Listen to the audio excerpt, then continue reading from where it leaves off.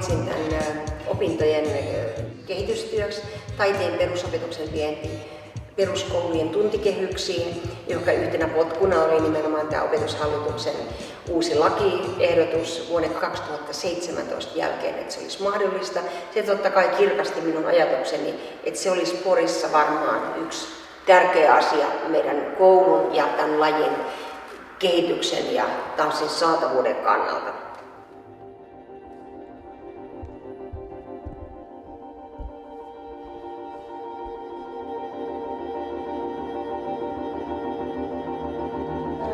Me tulemme tanssikoulun Liisa Nojoselta ja tänään me esitellään teidän tanssitaiteen perusopetuksen mahdollisuuksia ja lajeja. Tämä ensimmäinen noin 40 minuuttia me näytetään teille, mitä kaikkea tanssitaide sisältää perusopetus ja sitten mitä se menee sitten sinne ihan koulutukseen. Ja mä oon jos joku vielä kiinnostunut niin pitkään, että ammattiin asti.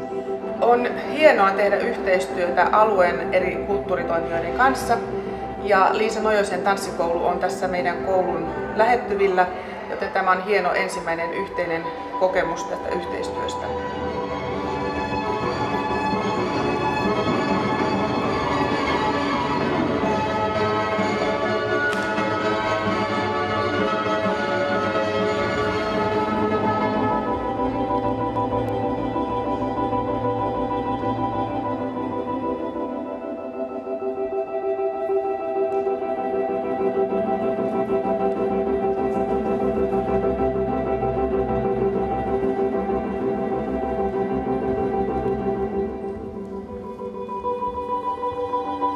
Tämä projekti, mikä äärellä me nyt ollaan, jossa tuodaan tanssin perusopetusta kouluun, on äärimmäisen tärkeä.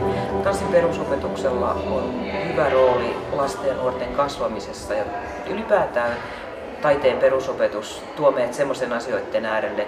Se tietysti sen taiteen, mutta myös antaa mahdollisuuden lapsille keskittyä, olla omia itsenään, kehittyä niin kuin itsensä kanssa eteenpäin. Ja semmoinen, siinä tanssin perusopetuksen puitteissa niin lapsi oppii keskittymään, sietämään omia virheitään, sietämään ryhmän virheitä, sitten positiivisesti niin oppii kokemaan yhdessä, keskittymään yhdessä ja muodostamaan maailmasta kuvaa myös kehollisesti, joka on äärimmäisen tärkeää. Samalla lailla kuin visuaalinen lukutaito, niin kehollinen lukutaito on tärkeää tässä maailmassa, jossa me yhtäkkiä alkaakin olla enemmän kuin muuta.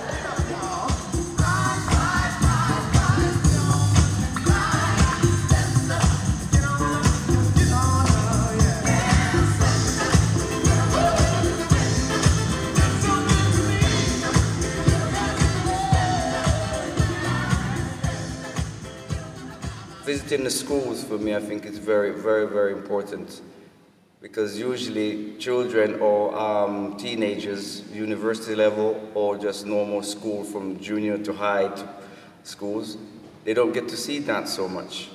And I think it's very important that we give access, we give them opportunities to see what the dance is up close and personal, so they get contact, the physicality. For instance, if you see a performance from a TV or something, it's totally different than being live.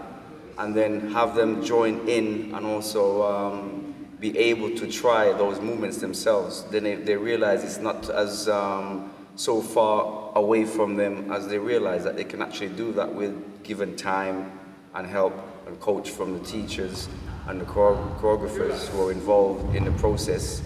So I think dance is a wonderful way to join in as a community, to make friends, to be involved in different processes, how things are put together, not only from a theoretical point of view, like solving a problem mathematically, there's also problems to be solved also in the dance.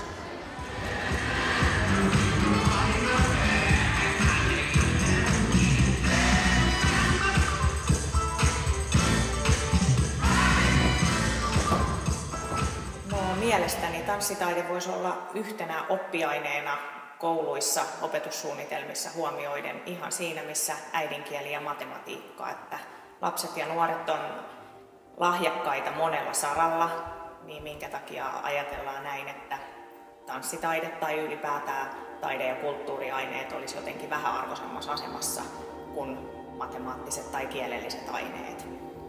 Näiden kautta pystyy kuitenkin mahdollistamaan onnistumisen kokemuksia, mitkä antaa sit positiivisen oravan pyörän elämässä eteenpäin.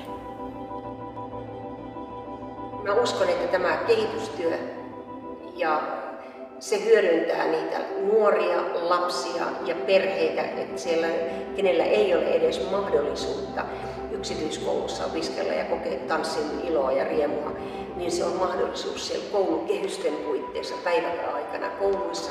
Se olisi aivan mahtava kehitys ympäri Suomen ja toivon, että se menee lävitse. Ja täällä Porissa mä näkisin sen, että se olisi meillä valtavan suuri askel eteenpäin.